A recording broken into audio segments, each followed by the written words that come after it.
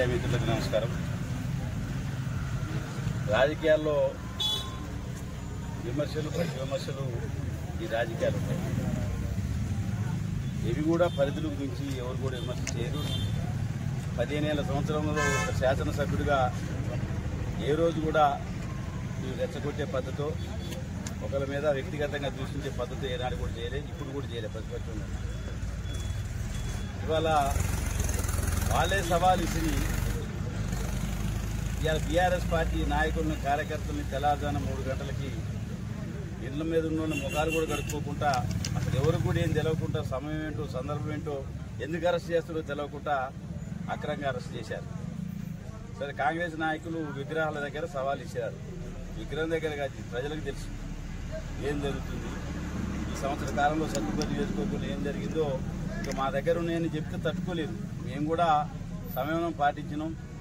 సంవత్సరం పాటు ఈ పరిపాలన చూడాలని, వీళ్ళ యొక్క లోటుపాట్లని మనం ఇప్పుడే విమర్శించొద్దని చెప్పి సంవత్సరం పాటు ఉండి మేము ప్రభుత్వ పరివిధానాన్ని తప్పకుండా ప్రజల తరఫున ప్రతిపక్షంగా మేము గొంతెత్తుతాం. ఇవాళ కాంగ్రెస్ నాయకులు మా మీద ఏదో ప్రతి విమర్శ చేస్తున్నారు. ఇవాళ ప్రజలందరికీ తెలుసు, సాక్షాత్తు కేబినెట్ మంత్రి తుమ్మల నాగేశ్వరరావు గారే అధికారిక సభలో సత్తుపల్లి కల్చర్ ఇట్లాంటిది కాదు, మీరు కోడి పందాలు పెట్టొద్దు, ఇది మీకు చెడ్డ పేరు వస్తుందని చెప్పి వారే మాట్లాడి ఉన్నతాధికారులకు వారు ఆదేశాలు జారీ చేసిన పరిస్థితి ఇది జగమెరిగిన సత్యం. గంగారంలో కోడి పందాలు నడుస్తుంటే కేసులు పెట్టింది సత్యం. ఆ కేసులున్న నాయకులు ఎవరు తెలుసు. గంజాయిలో హైదరాబాద్ దొరికిన వ్యక్తులు ఎవరు కొడుకులు అది తెలుసు. ఇవాళ చాలా అంశాల్లో మరి ఏం జరుగుతుందో ప్రజలకు తెలుసు. మేము ప్రజల తరఫున ప్రతిపక్షం నుండి ప్రశ్నిస్తాం. అంత మాత్రాన మీరు మా నాయకుల్ని అక్రమంగా అరెస్ట్ చేసి మళ్ళీ ఒక పెద్ద డ్రామా, మమ్మల్ని అరెస్ట్ చేసిన తర్వాత మిస్ఫైర్ అయిందని తెలుసుకొని మళ్ళీ ఒక డ్రామాకి తెరలేపి కాంగ్రెస్ పార్టీ నాయకుల్ని మీరే స్వచ్ఛందంగా రాండి వాళ్ళని పిలిపిస్తే మళ్ళీ ఆ నాయకుడు ప్రశ్నిస్తారు సీఏ గారిని నిలబెట్టి, మేము అరెస్ట్ చేయమన్నామా, మిమ్మల్ని ఎవరు చేయమన్నారని. మళ్ళీ ఎంత డ్రామా అంటే పెద్ద ఇది రక్తి కట్టించే డ్రామాకి కాంగ్రెస్ నాయకులు ఇవాళ ఉదయం నుంచి తెరలేపుతున్నారు. మేము ఎప్పుడు కూడా భౌతిక దాడులకు లేదా ఘర్షణలకు ఈ సత్తుపల్లి నియోజకవర్గం యొక్క చరిత్ర కల్చర్ అట్లాంటిది ఒప్పుకోదు. ఇది ఒక శాంతియుత రాజకీయాలు నడిపే ప్రాంతం. తప్పనిసరిగా మేము ప్రజాస్వామ్య పద్ధతిలోనే మా విమర్శలు ఉంటాయి తప్ప మేము ఏమి లేకుండా నిరాధారమైన ఆరోపణలు చేయం. ప్రజలందరికీ తెలుసు మేము ఏం చెప్తున్నాం, మేము చెప్పేది నిజమైతే నేను నమ్ముతారు, అబద్ధమైతే మమ్మల్ని శిక్షిస్తారు. అంతే తప్ప దీనికి ఏదో మీరు చెప్పి మీరే సవాల్ విసిరి మళ్ళీ మమ్మల్ని అరెస్ట్ చేయించి మళ్ళీ మీకు మీరే అరెస్ట్ అయ్యి మళ్ళీ మీరు వాళ్ళు మేము ప్రతిపక్షంలో అరెస్ట్ చేయమన్నామా, ఇదేమన్నా ఫ్రాక్షన్ రాజకీయమా, ప్రాంతమా, మీరు ఎందుకు చేసిరని చెప్పి మళ్ళీ అరెస్ట్ చేయమన్న నాయకత్వం మళ్ళీ అదే పోలీసు అధికారిని ప్రశ్నిస్తున్నారంటే దీన్ని బట్టి పోలీసు అధికారులు కూడా అర్థం చేసుకోవాలి ఏం జరిగింది, ఏం జరగబోతుంది, ఏం జరుగుతుందని. ఇవాళ మేము ఒకటే అడుగుతున్నాం, మీరు నిజంగా నీతిబద్ధంగా పరిపాలన జరుగుతుందా ఈ రాష్ట్రంలో? మీరు చెప్పిన 6 హామీలు అమలైనాయా, లేకపోతే 420 ఇచ్చిన హామీలు అమలవుతున్నాయా? ఇప్పటి వరకు మేము సంవత్సర కాలం చూసినాం. గ్రామ సభలో ప్రజలు తిరుగుబాటు చేశారంటే దానికి కారణం ఏంటి? దానికి ఎవరు ప్రతిపక్ష పార్టీలు పిలిపివ్వలే గ్రామ సభలను అడ్డుకోమని. ప్రజలే స్వచ్ఛందంగా కడుపు మండి తిరుగుబాటు చేశారు. ఇప్పుడు మీరు మండలానికి ఒక గ్రామం ఎంపిక చేశారు, అక్కడ కూడా 100% ఇచ్చారా? ఇందిరమ్మ భరోసా మీరు ఇంకా ఇప్పుడు కొడవటిమేట తలాడ మండలం 200 మంది జాబ్ కార్డులు ఉంటే మీరు 60 మందికే ఇచ్చింది. ఇంకా మిగతా గ్రామాలు మేము ఇంకా ఎంక్వైరీ చేస్తాం. తప్పకుండా ఆ సమస్య మీద కూడా అధికారుల దగ్గరికి వెళ్తాం.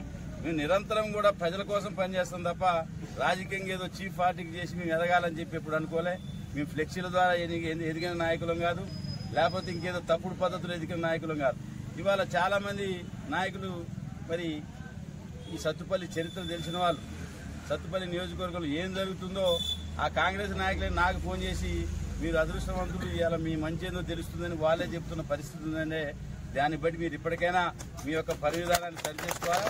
అరెస్ట్ చేసిన వాళ్ళని బేసినట్టుగా విడుదల చేయాలి. ప్రజలందరికీ కూడా నమస్కారం. మాజీ ఎమ్మెల్యే కాంగ్రెస్ పార్టీ మీద మా మీద చేసిన ఆరోపణలకి ఈరోజు వాళ్ళని ఛాలెంజ్ చేసి రమ్మంటం జరిగింది. కానీ ఎవరు పోలీసుల ఉత్సాహంతో ఇరువురిని కూడా అరెస్ట్ చేయడం జరిగింది. ఒకటే సండ్ర వెంకటయ్య గారు డైరెక్ట్గా చెప్తున్నాం, మీ దగ్గర ఆధారం ఉంటే తీసుకురండి, మేము రిజైన్ చేయడానికి సిద్ధంగా ఉన్నాం. ఈ తప్పుడు ఆరోపణలు చేసి నువ్వు ప్రజలు ఏదో మనల్ని పొందుకాలంటే మాత్రం అది కుదరని పని.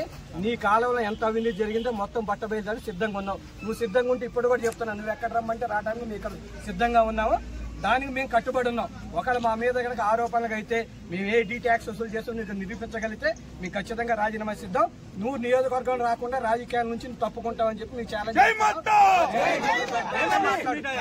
ఓడిపోయి ఒక నిష్ఠూరంతో ఉన్నావు. నువ్వు ఒక ఫ్రస్ట్రేషన్ లో మాట్లాడుతున్నావు. నువ్వు చేసేదంతా కూడా ఈ రోజు బీఆర్ఎస్ ప్రభుత్వం మనకి ఈ 15 సంవత్సరాలు ఈ 10 సంవత్సరాల్లో ఏం చేసిందో మనందరికీ తెలిసే. నువ్వు జిల్లా గురించి మాట్లాడు.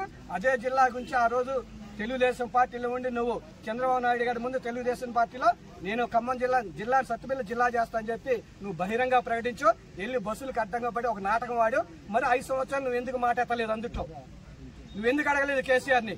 అదే మీటింగ్ లో కేసీఆర్ గారిని మేము బహిరంగ సభలో సత్తుపల్లి జిల్లాలో చెప్పి అడిగినోండి నేను. నువ్వు అధికార పార్టీలో చేరి పంచన చేరి నువ్వెందుకు సత్తుపల్లి జిల్లా గురించి నువ్వు మాట్లాడలేదు? డీ ట్యాక్స్ నీ దగ్గర ఉన్న మొత్తం కూడా బుకీలు అందరికీ తెలిసిందే. నీకు పేకా ట్యాక్సీ కావాలి, ఇసుక ట్యాక్సీ కావాలి, తర్వాత కోడి పందాలు కావాలి, మద్యం కావాలి, ఇది గంజాయి కావాలి, బెట్టింగులు కావాలి. వీళ్ళంతా వచ్చే ట్యాక్సుల రూపంలో నీ బతుకంతా ఇదే అయిపోయింది. సత్యపల్లి నియోజకవర్గాలు ప్రతి ఒక్కరికి తెలిసిందే. నువ్వు మాట్లాడేటప్పుడు ఆచి చూసి మాట్లాడాలి. ఉన్న ఆధారం ఉంటే బయట పెట్టు. అంతేగాని నీ రాజకీయ స్వలాభం కోసం ఎవరి మీద నిందలేస్తే ఇక్కడ పడేవాళ్ళు ఎవరు లేదో. రెండోసారి ఇట్లాంటి ఆరోపణలు చేయదలుచుకుంటే రా, మేము సిద్ధంగా ఉన్నా. నువ్వు ఎక్కడ రమ్మంటే అక్కడ మేము సిద్ధంగా ఉంటామని చెప్తున్నా. జై కాంగ్రెస్.